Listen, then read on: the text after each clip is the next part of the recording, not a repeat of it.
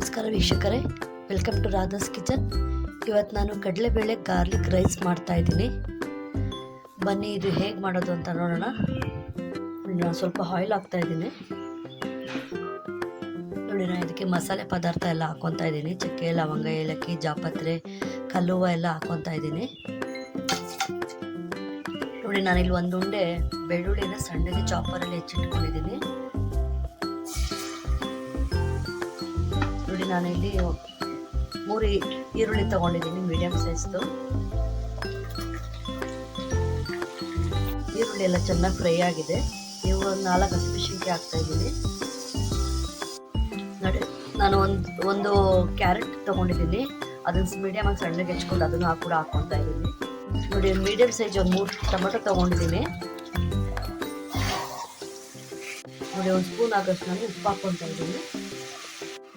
ನೋಡಿ, ನಾನು ಒಂದು 50 ಗ್ರಾಮ್ ಆಗೋಷ್ಟು ಕಡಲೆಬೇಳೆನ ಬೇಯಿಸಿಟ್ಕೊಂಡಿದ್ದೀನಿ. ನೆನೆಸ್ಕೊಂಡು ಬೇಯಿಸಿಟ್ಕೊಂಡಿದ್ದೀನಿ. ಇದನ್ನು ಚೆನ್ನಾಗಿ ಕಲಿಸ್ಕೊಳ್ಳೋಣ.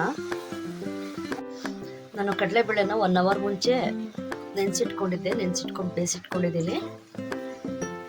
ಟೊಮೆಟೊ ಸ್ವಲ್ಪ ಮೆತ್ತಗಾಗೋವರೆಗೂ ಚೆನ್ನಾಗಿ ಫ್ರೈ ಮಾಡ್ಕೊಳ್ಳೋಣ. ನೋಡಿ, ನಾನು ಇವಾಗ ಮಸಾಲೆ ಪದಾರ್ಥಗಳನ್ನ ಹಾಕ್ತಾಯಿದ್ದೀನಿ. ನೋಡಿ, 1 ಸ್ಪೂನ್ ಆಗೋಷ್ಟು ಅರಿಶಿನ ಪುಡಿ ಹಾಕ್ತಾಯಿದ್ದೀನಿ.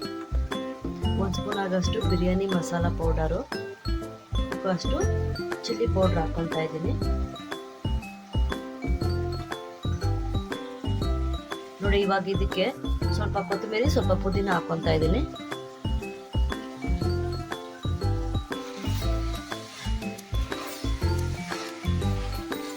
ನೋಡಿ, ನಾನು ಇದರಲ್ಲಿ 3 ಗ್ಲಾಸ್ ಆಗುವಷ್ಟು ಸೋನಾ ಮಸೂರಿ ಅಕ್ಕಿ ತೊಗೊಂಡಿದ್ದೀನಿ.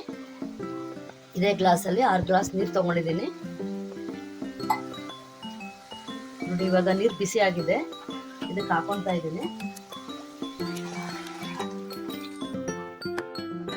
ನೋಡಿ, ಇವಾಗ ನೀರು ಕುದಿ ಬರ್ತಾ ಇದೆ.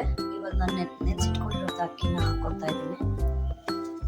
ಇದನ್ನು ಚೆನ್ನಾಗಿ ಕಲಿಸ್ಕೊಂಡು ಒಂದೇ ಒಂದು ವಿಷಲ್ ಕೂಗಿಸ್ಕೊಳ್ಳೋಣ. ನೋಡಿ ವೀಕ್ಷಕರೇ, ಇವಾಗ ಕಡಲೆಬೇಳೆ ಗಾರ್ಲಿಕ್ ರೈಸ್ ರೆಡಿಯಾಗಿದೆ. ನೋಡಿ ವೀಕ್ಷಕರೇ, ಕಡಲೆಬೇಳೆ ಗಾರ್ಲಿಕ್ ರೈಸ್ ರೆಡಿಯಾಗಿದೆ. ತುಂಬಾ ಟೇಸ್ಟಿಯಾಗಿರುತ್ತೆ, ತುಂಬಾ ಚೆನ್ನಾಗಿರುತ್ತೆ. ನೀವು ಒಂದ್ಸರಿ ಟ್ರೈ ಮಾಡಿ. ನನ್ನ ಚಾನಲ್ ಇಷ್ಟ ಆದರೆ ಲೈಕ್ ಮಾಡಿ, ಶೇರ್ ಮಾಡಿ, ಸಬ್ಸ್ಕ್ರೈಬ್ ಮಾಡಿ.